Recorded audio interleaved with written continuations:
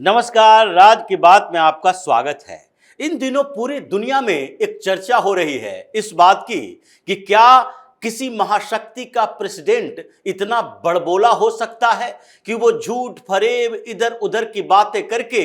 अपने आप को सर्वशक्तिशाली नेता साबित करने की कोशिश की। वो जो कि चाहता हो कि दुनिया भर के लीडर्स हमारे पीछे पीछे चले और हम हर जगह जो काम हमने किया भी नहीं हो उसका भी क्रेडिट लेते फिरें, अपने चार चापलूसों का गैंग बना ले और उसी से वाहवाही लूटते रहें। जैसे भारत की सियासत में कुछ नेता ऐसे ही हैं, राहुल गांधी जैसे लोग, जिनके इर्द गिर्द के 4-5 लोग ऐसे हैं जो कि दिन भर राहुल गांधी करते हैं और उसी में उनकी महत्वाकांक्षा ऐसे बड़ी रहती है कि उनको लगता है कि भावी प्रधानमंत्री भारत के तो हम ही हैं, अगला चुनाव आने दो, अगली बार तो मोदी को रिप्लेस कर देंगे, भारतीय जनता पार्टी को हटा देंगे। वैसा ही कुछ ये चरित्र दिख रहा है अमेरिका के प्रेसिडेंट डोनाल्ड ट्रंप की। डोनाल्ड ट्रंप इन दिनों अपने 2-4 चापलूसों के साथ जो एक दो इनके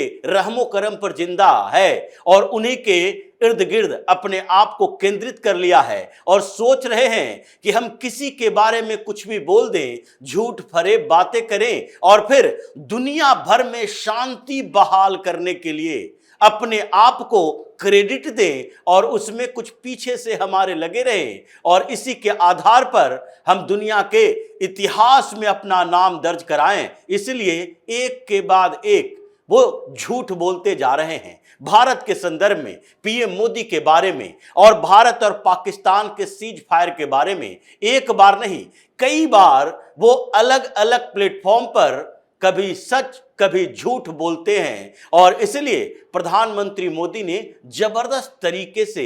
ये ट्रंप की धुलाई की है। पहले तो बातचीत के दौरान जब ट्रंप ने कॉल किया था, प्रधानमंत्री मोदी जब कनाडा में थे और उस समय ट्रंप ने कॉल किया, बातचीत की और बार बार अलग अलग मुद्दों पर अपने कॉन्फिडेंस में लेने की कोशिश पीएम मोदी को की, लेकिन पीएम मोदी उनके उन झांसों में नहीं आए, क्योंकि एक बार अगर गलती हो जाए तो दूसरी बार वही गलती नहीं दोहरानी चाहिए। ट्रंप के ऊपर बड़ा भरोसा किया था और ट्रंप ने जिस तरीके से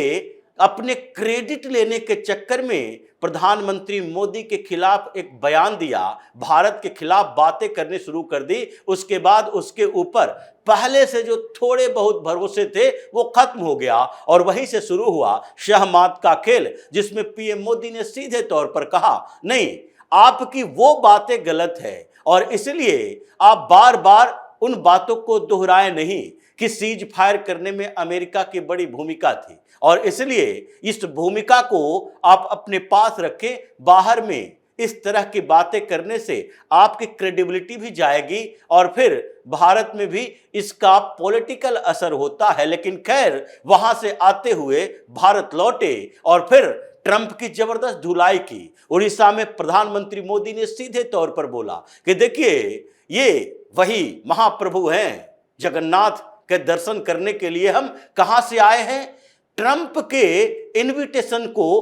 रिजेक्ट करके आए हैं। ट्रंप ने जब हमसे बातचीत की थी तो उन्होंने कहा था कि आप कनाडा से घूमते हुए वाशिंगटन आ जाइए, हमारे साथ लंच कीजिए और कुछ डिस्कशन करना है, कई बातों की चर्चा करनी है। अंतर्राष्ट्रीय स्तर पर चल रहे ये ईरान इजराइल संघर्ष हो या यूक्रेन रसिया वार हो या फिर भारत और अमेरिका के आगामी संबंधों के बारे में हो, कुछ चर्चा कर लेते हैं, खाना पीना होगा, बातचीत होगी और उसके बाद यहां से आप क्रोएशिया चले जाइए, फिर आपकी वापसी है। लेकिन पीएम मोदी ने ट्रंप के उस रिक्वेस्ट को रिजेक्ट कर दिया और कहा, हमें भारत में कुछ ऐसे प्रोग्राम हैं जिसके में शामिल होना जरूरी है, इसलिए अभी तो नहीं आ सकते। क्योंकि पीएम मोदी समझ चुके हैं कि अगर इस तरह से बीच में ट्रंप के साथ मुलाकात करते हैं, व्हाइट हाउस के अंदर बातचीत होती है और उसके बाद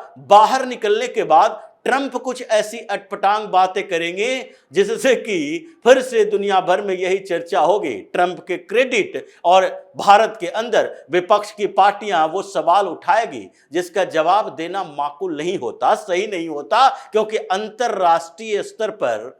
कोई भी फैसले जो लिए जाते हैं वो सोशल मीडिया से नहीं लिए जाते और उस पर नहीं बताए जाते, और नहीं इसकी चर्चा बाहर में की जानी चाहिए कूटनीतिक स्तर पर क्या क्या डील चल रही है। लेकिन ट्रंप इस गंभीरता को समझते नहीं और वही बात बोल देते हैं। तो वहां G7 में तो सीधे प्रधानमंत्री मोदी ने अमेरिका की तरफ इशारा करके कहा कि अमेरिका डबल स्टैंडर्ड वाले काम करता है, यह दोगली नीति अपनाता है, क्योंकि एक तरफ यह आतंकवाद के नाम पर आतंकवादियों के खिलाफ कार्रवाई करने की बात करता है, और दूसरी तरफ क्या है, पूरी दुनिया में ये सब लोग देख रहे हैं कि किस तरीके से पाकिस्तान जैसा देश जो कि आतंकवादियों का सबसे बड़ा पनाहगाह है, वहां पर उसके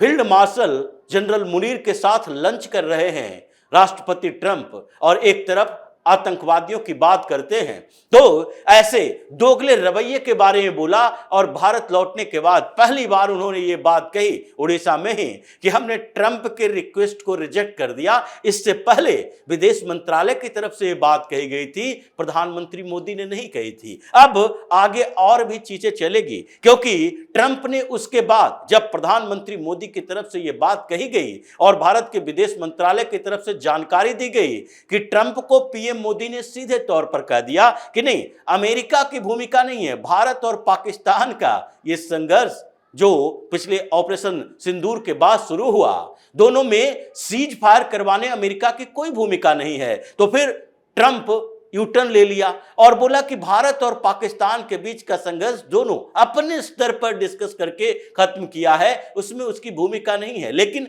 2 दिन बाद फिर से पलटी मार लिया, और जो स्थितियां पैदा हुई उसमें फिर से ट्रंप ने वही बात बोली, क्योंकि पाकिस्तान की तरफ से भी वैसे ही नेता हैं, वहां भी झूठ फरेब का ये गोरख धंधा चलता है। कभी ये जो पाकिस्तान का ही मंत्री इसहाक डार कहता है कि अमेरिका की भूमिका नहीं थी, हम दोनों ने मिलकर सोल्व किया। हाँ, ये भूमिका थी कि जब हमारे नूर खां एयरबेस पर तबाही मची और भारत ने लगातार हमला शुरू कर दिया, हमारे एयरबेस खत्म होने लगे, रावलपिंडी से लेकर इस्लामाबाद में परेशानियां पैदा हुई, सैन्य कमांडर ये गिड़गिड़ाने लगे आगे ये बहुत बुरा होने वाला है। तो उस समय हमने बातचीत की और हमारे पास सबसे पहला कॉल जो आया था वो क्राउन प्रिंस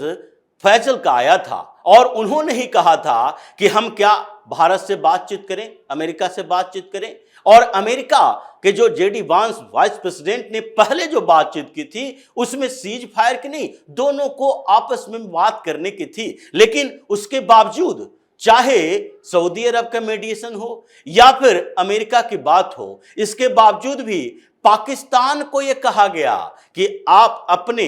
आर्मी का इस्तेमाल कीजिए, हॉटलाइन का इस्तेमाल कीजिए, डीजीएमओ का इस्तेमाल कीजिए। और डायरेक्ट फोन आया 3:35 में फोन आया, एक कॉल नहीं उठाया गया, बाद में बात हुई और फिर 5 बजे का समय निर्धारित किया गया सीज फायर का। लेकिन इसमें भी ट्रंप फिर बार बार क्रेडिट लेने की कोशिश कर रहे हैं, और वही पाकिस्तान जो अब फिर से कह रहा है भाई ये तो अमेरिका की बड़ी भूमिका थी, ग्लोबल लीडर डोनाल्ड ट्रंप हैं जो उनको नोबेल शांति पुरस्कार मिलना चाहिए, और ट्रंप भी वैसे ही चापलूसों के गैंग से घिरा हुआ है। खैर ये तो पूरी दुनिया में चल रही है, लेकिन अमेरिका में भी कम नहीं चल रहा, क्योंकि ट्रंप जैसे लीडर हैं, जिस तरह का चरित्र उन्होंने दिखाया है, उससे तो अमेरिका में भी परेशानी होगी। और नेशनल इंटेलिजेंस प्रमुख तुलसी गबार्ड के बारे में उन्होंने क्या कहा, कह दिया कि उनकी जो खुफिया रिपोर्ट थी ईरान के बारे में वो सही नहीं है। ईरान के जो न्यूक्लियर ठिकानों के बारे में उन्होंने कहा कि वहां एटम बम बनाने की तैयारी अभी गंभीरता से नहीं चल रही है, वो गलत रिपोर्ट थी, और इसलिए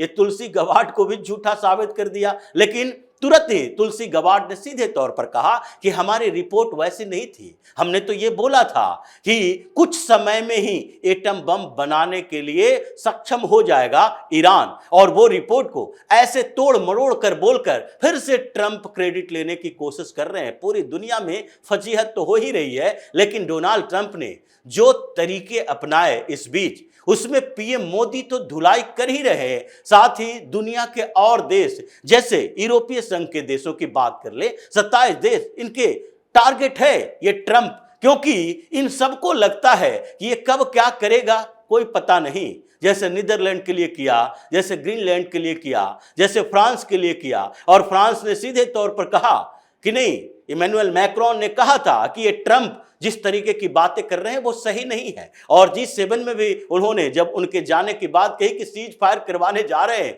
तो फिर ट्रंप पलटी मार लिए, पलट कर जवाब देने लगे कि वो गलत तरीके से बात करते हैं। यूके हो या फिर जर्मनी हो, सारे देश इनके खिलाफ ही इस बात को लेकर है कि ये बड़ा बड़बोला व्यक्ति है, कब क्या किसके बारे में कुछ बोल दे ये पता नहीं होता। रूस और चीन तो ये पहले से ही जानता है, और जो अभी मिडिल ईस्ट के भी देश हैं वो भी मानते हैं कि अमेरिका अलग है, अमेरिका की पॉलिसी अलग है, लेकिन अभी जो प्रेसिडेंट वहां का बना है डोनाल्ड ट्रंप, इसके चरित्र को, कैरेक्टर को लेकर सही तरीके से आकलन करने की जरूरत है, क्योंकि ये अपनी जुबान पर कंट्रोल नहीं रख पाते। ये कब क्या बोले ये इनको पता नहीं होता कि क्लोज रूम की मीटिंग में जो बातें होती है उसको बाहर में बताना है कि नहीं, और कितना बताना है, क्या बताना है। इनको पता नहीं होता कि टेलीफोनिक कन्वर्सेशन में कौन सी बातें बाहर उजागर करनी है, क्योंकि ये दो देशों के बीच के संबंध की बात होती है। इसलिए ट्रंप के खिलाफ जो पूरी दुनिया में इनके अमेरिकी पॉलिसी के खिलाफ तो बात की बात है, केवल प्रेसिडेंट ट्रंप के खिलाफ जो चल रहा है उससे इनकी आगे भी ऐसे ही फजीहत होगी। और पीएम मोदी ने एक एक करके 2-3 मंच पर जैसे ट्रंप की बात की, उससे तो लगता है कि आगे उनको कुछ अक्ल आएगी, और अगर नहीं आई तो अक्ल दिलवाना पड़ेगा, क्योंकि ऐसे बड़बोले नेता जो दुनिया की महाशक्तियों में शुमार अमेरिका का प्रेसिडेंट है, वो आगे चलकर और खतरनाक बन सकता है, अमेरिका के लिए भी और पूरी दुनिया के लिए भी। तो इसी तरह की खबरों के साथ फिर से हाजिर होंगे, तब तक के लिए बने रहिए हमारे साथ और देते रहिए हमें सहयोग, ताकि इसी तरह की खबर हम आपके लिए लाते रहें। धन्यवाद।